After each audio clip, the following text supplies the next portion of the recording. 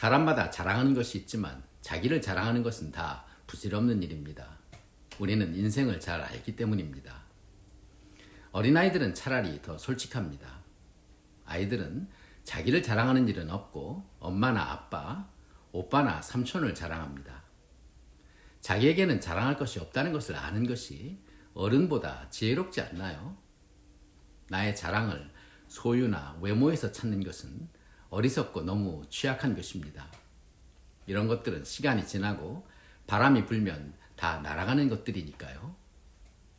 사람들의 인기나 평판도 요동하는 것입니다. 바울은 그런 식으로는 자랑할 것이 많았던 사람이지만 그리스도의 십자가 외에는 자랑할 것이 없다고 단언하였습니다. 우리의 자랑은 시편에서 다윗이 고백한 것처럼 나를 사랑하시고 언제나 나의 편이 되어주시는 하나님이십니다. 저보고 말하라고 한다면 저의 유일한 자랑은 주님이 나를 떠나시지 않고 절대로 나를 버리시지 않는 것이라고 말하겠습니다. 그 약속은 구약의 신명기에 2번이나 기록되어 있습니다.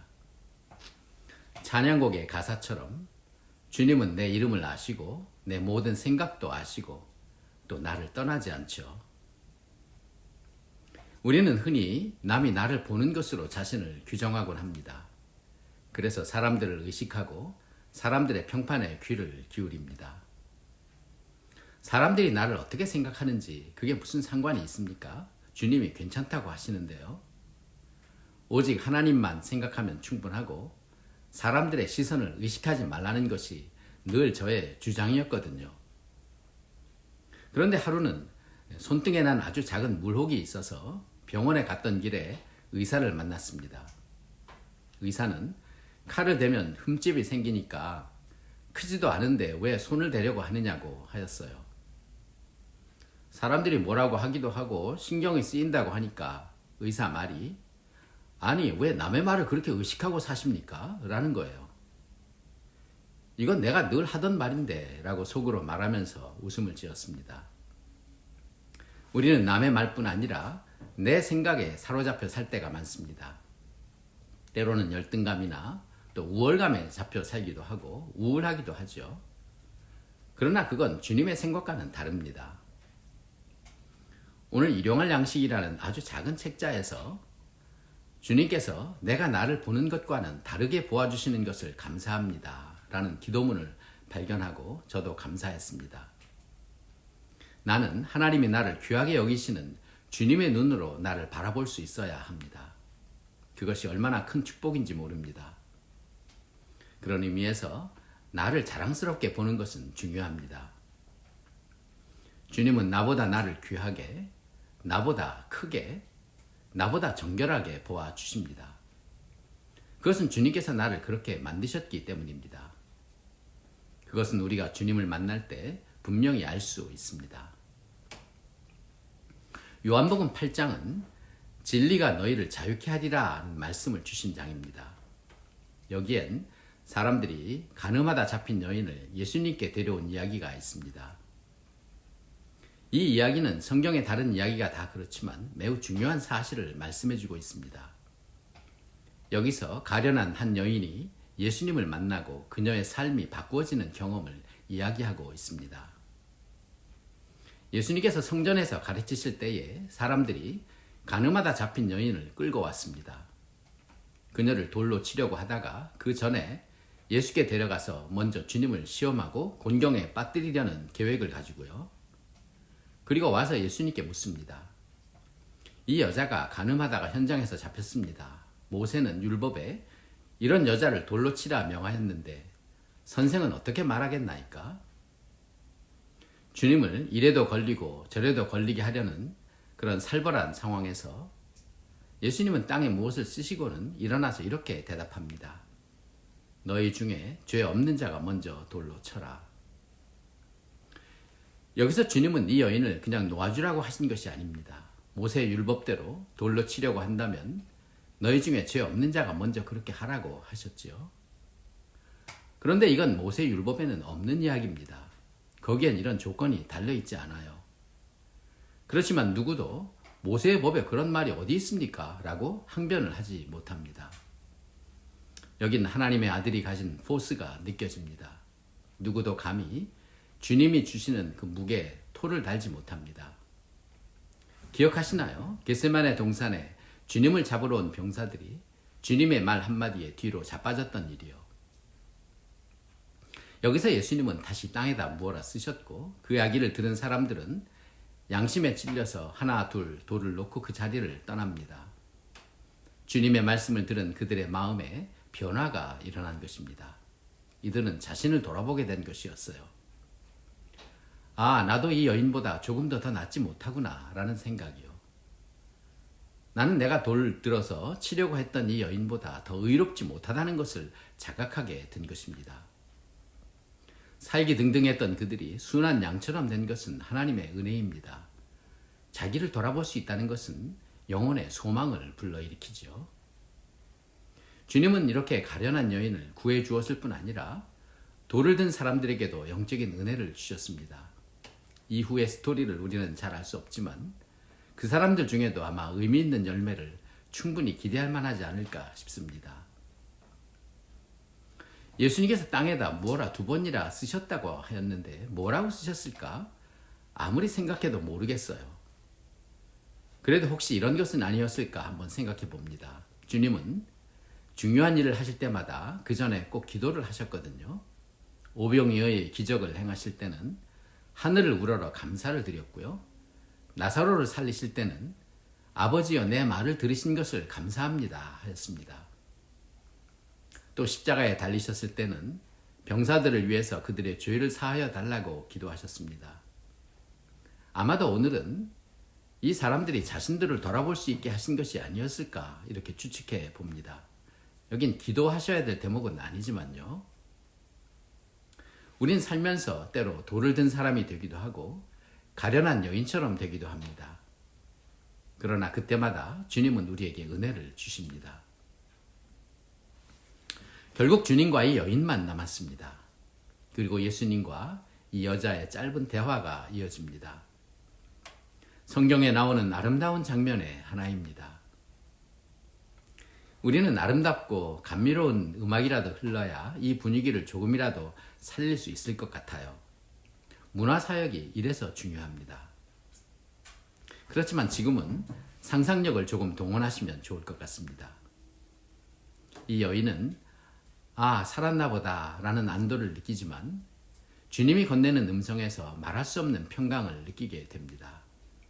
여자여, 너를 고소하는 이들이 다 어디에 있느냐? 이 주님의 말씀에 이 여인은 비로소 얼굴을 들고 주여 없습니다 라고 대답합니다. 주님은 그녀에게 나도 너를 정죄하지 아니하겠다고 말씀하시지요. 주님의 음성에는 무한한 자비가 배어 있습니다. 예수님이야말로 죄 없으신 자로서 이 죄 있는 여인을 단죄할 수 있는 분이셨지만 주님은 이 여인을 용서해 주십니다. 지금 계속 상상하고 계시나요? 그리고 끝으로 주님은 여인에게 가서 다시는 죄를 범치 말라고 하셨습니다. 그 말씀은 무거웠지만 이상하게 무겁게 느껴지지 않았습니다. 여인은 그렇게 살고 싶어요. 그렇게 살 수 있게 도와주세요. 이것이 그녀의 심정이었을 것입니다. 주님께서 마지막으로 하셨던 이 말씀은 율법이 아닙니다. 간음하지 말아라. 여기 이 말씀은 십계명이 아니에요. 여인에게 하신 이 말씀의 의미는 너는 다시 죄를 짓지 않을 수 있어 라는 말씀이셨습니다. 주님은 이 여인을 죄 없는 자로 죄를 이길 수 있는 여인으로 인정해 주시고 그렇게 만들어 주신 것입니다. 이 여자는 이후에 분명히 어느 누구보다도 거룩한 삶을 살았을 것이라고 믿어집니다. 이것이 하나님의 은혜이니까요. 주님의 능력이기도 합니다. 죄를 사하실 수 있는 권세를 가지신 그분은 우리를 거룩하게 하시고 우리로 그렇게 새롭게 살 수 있게 하시는 분이십니다. 이 여인처럼 주님을 만나는 곳에서 나는 나의 새로운 모습을 찾게 됩니다. 거기서 나는 지난날의 자화상을 지우고 새로운 나를 찾게 됩니다. 그것은 주님께서 나를 그렇게 만들어 주시고 또 그렇게 보아주시기 때문입니다.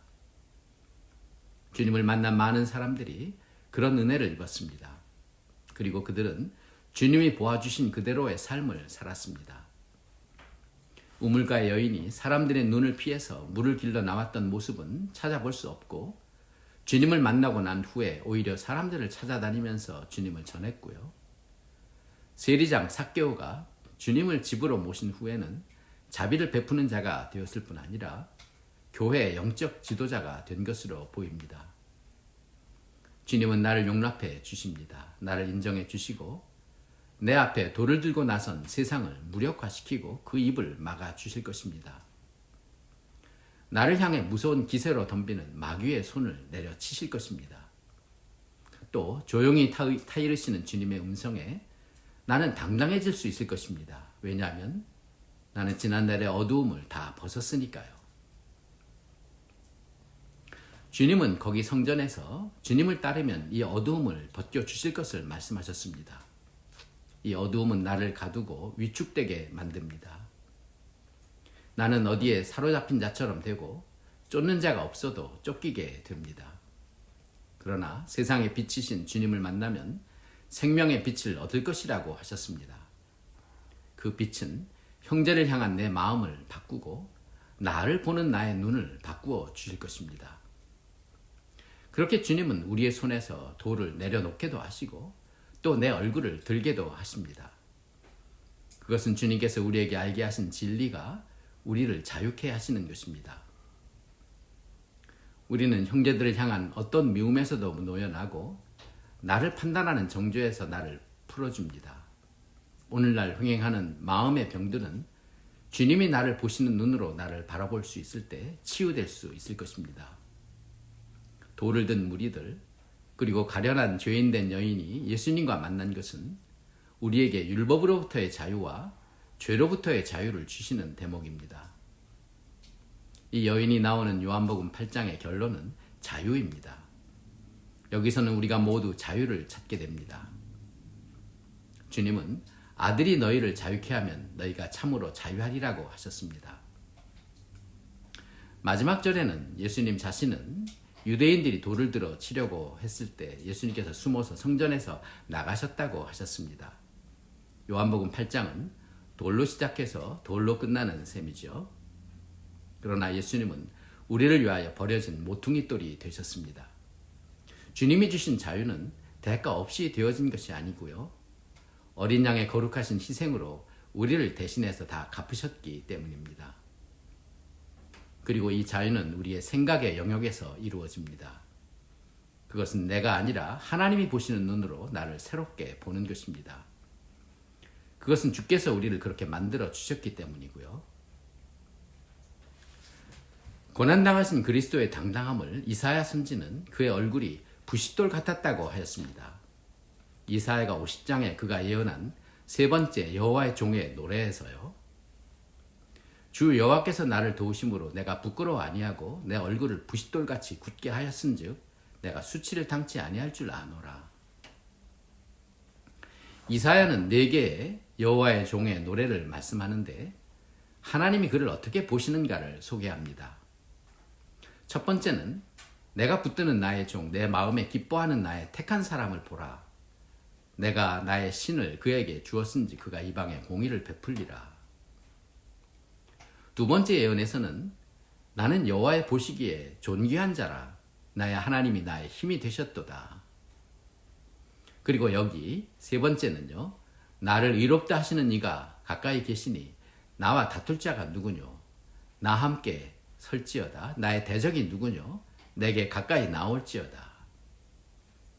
그리고 네 번째는 우리가 잘 아는 고난받은 종의 노래에서 내 종이 형통하리니 받들어 높이 들려서 지극히 존귀하게 되리라 이렇게 하셨습니다. 또 신약의 복음서에는 예수께서 세례를 받으실 때와 또 변화산에서 변화되실 때 하늘에서 소리를 발하여 하나님 아버지께서 말씀하십니다. 이는 내 사랑하는 아들이요 내 기뻐하는 자라. 이 말씀대로 그리스도께서도 하나님이 자기를 보시는 그 보심으로 그토록 견디기 힘든 치욕과 고난 가운데서도 그것을 극복할 수 있는 비결이 되었습니다. 그리고 이 말씀은 나에게도 주신 말씀입니다. 나도 하나님의 아들이니까요. 이제 나는 한 가지만 하면 됩니다. 그건 주님이 나를 보시는 눈으로 나를 보는 것입니다. 나를 귀하게 보아주시는 주님께 감사드리고 영광을 올려드립니다.